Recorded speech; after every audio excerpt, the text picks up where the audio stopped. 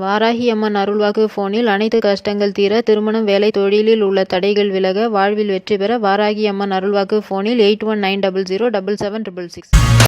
அஞ்சா நகரின் 15th year offer. ரூபாய் 1000 செலுத்தி வீட்டுமனை, தங்கம், வெள்ளி, வீட்டு உபயோகப் பொருட்களுடன் சுற்றுலாவும் செல்லலாம். கான்டாக்ட் 9710465126.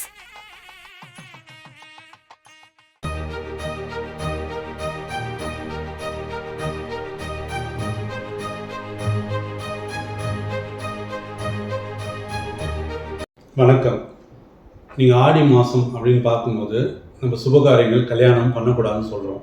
ஆனால் நல்லா யோசிச்சு பாருங்கள், ஒரு சிலர் கடவுளுக்கு அர்ப்பணித்தவங்க, அந்த பாடசாலையில் பயின்றவங்கெல்லாம் அவங்க குடும்பங்களுக்கு ஆடி மாதத்தில் கல்யாணம் பண்ணுறாங்க. அப்போ ஆடி மாதம் கெட்ட மாதம் இருந்தால் ஆடி மாதத்தில் கல்யாணம் பண்ணுவாங்களா? காரணம் ஏற்கனவே சொன்ன மாதிரி தான். மார்கழி மாதத்துக்கு ஆடி மாதன்றது அந்த சீதோஷ்ண நிலையில் வெயில் காலத்துலேருந்து இந்த காற்று மழை ஆரம்பிக்கிற நேரம். அதனால தான் அந்த ஆடி 18 ஆடிப்பட்டம் தேடி விதைன்னு விதைக்கிறாங்க. விவசாய பூமி நமக்கு. இப்போ விவசாயத்துக்கு இம்பார்ட்டன்ஸ் கொடுத்து இருக்கிற காசெல்லாம் செலவு பண்ணி கடனை உடனே வாங்கி பயிரை வெடித்து அதை விவசாயம் பண்ணி இருக்கிற காசெல்லாம் காலியாகிடும். அப்போ ஆடி மாதத்தில் அதை விதைக்கும் போது காசே இருக்காது. அப்போ எப்படி அவங்க சுப நிகழ்ச்சி நடத்துவாங்க? இது ஒரு காரணம். அடுத்தது, இந்த பிராணசக்தி சூரியன்லேருந்து வருதுன்னு ஏற்கனவே சொல்லியிருந்தேன் நான் இந்த வீடியோவில். அதே மாதிரி இந்த பிராணசக்தி நிறைய கிடைக்கும் போது செடி கொடியெல்லாம் நல்லா க்ரோத் ஆகும். இது ரெண்டாவது. அதில் குறிப்பாக வேப்ப மரம் இலை இருக்குல்ல, செடி கொடி, வேப்பஞ்செடி நல்லா அந்த பிராணசக்தி இழுத்துரும்.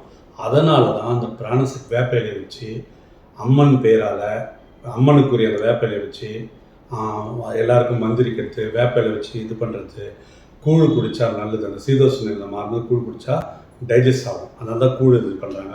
வேப்ப இலையை வச்சு நம்மளுக்கு சாமி கும்பிடுவோம். அதனால தான் மாரியம்மா, துர்க்கை, காளி, கருமாரியம்மன் இதுக்கெல்லாம் நம்ம சாமி கும்பிட்ற ப்ராக்டிஸ் பண்ணாங்க. ஏன்னா இருக்கிற காசெல்லாம் காலி ஆகிட்டா, செடியெல்லாம் பயிரெல்லாம் வச்சாச்சா, அப்போ ஒரு மாதம் ரிலாக்ஸாக சாமி கும்பிட்டு ஆரோக்கியத்தை செம்மப்படுத்தி அந்த வருமானம் இல்லாத நாட்களில் சுப நிகழ்ச்சி பண்ண முடியாதுன்ற ஒரு காரணத்தால் ஆடி மாதத்தை அவாய்ட் பண்ணாங்க. அப்போது ஒரு சிலர் எல்லா மாதத்துலேயும் அடுத்தவங்களுக்கு கல்யாணம் பண்ணுவாங்க, மந்திரம் சொல்லுவாங்க, வேதங்கள் சொல்லுவாங்க. அப்போது அவங்களுக்கு லீவ் வேணும் இல்லையா? அப்போ அவங்களுக்கு ஆடி மாதம் வரும்போது அவங்களோட சொந்த சுப நிகழ்ச்சிகளை கரெக்டாக ஆடி மாதத்தில் கல்யாணம், காது குத்தெல்லாம் அவங்க குடும்பத்துக்கு அவங்க பண்ணிக்கிறாங்க. இன்னொன்று, ஆடி மாதத்தில் சுப நிகழ்ச்சி பண்ணக்கூடாது அப்படின்னு சொல்கிறதுக்கு இன்னொரு காரணம் என்னென்னா, கண்ணகி மதுரை எரித்த மாதம் ஆடி மாதம். நம்ம நாடு ஒரு காலத்தில் பெண்ணுக்கு அடிமையாக இருந்து, பெண் அடிமையாக இருந்து உடன்கட்டெல்லாம் ஏற வச்ச காலங்கள்லேருந்து மாறி கண்ணகி அந்த மதுரையே எரிச்சதுனால அந்த கண்ணகிக்கு நம்ம ஒரு முக்கியத்துவம் கொடுத்து நம்ம தமிழ்நாட்டு மக்கள் ஆடி மாதத்தில் சுப நிகழ்ச்சி பண்ணாமல், நம்ம சொல்லுவோம்ல, ஒருத்தருக்காக டெடிகேட் பண்ணுற மாதிரி, ஒருத்தருக்காக தியாகம் பண்ணுற மாதிரி இருக்கும்போது பெண்ணுக்கு முன்னுரிமை கொடுக்கறதால ஆடி மாதத்தை சுப நிகழ்ச்சிகள் பண்ணாமல் அவாய்ட் பண்ணாங்க. இது ரெண்டாவது விஷயம். அப்போ இதெல்லாம் தான் ஆடி மாதத்தை நம்ம அவாய்ட் பண்ணுறதுக்கான முக்கியமான காரணம்.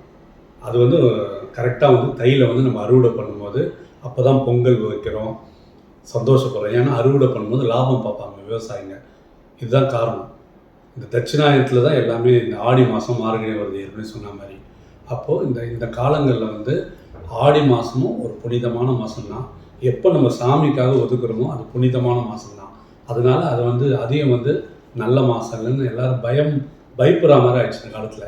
ஐயோ, ஆடி மாதத்தில் பண்ணால் நல்லா இருக்க மாட்டாங்க அப்படின்னு நினைக்கிறாங்க. அப்படிலாம் கிடையாது. ஆடி மாதமும் நல்ல மாதம்தான்.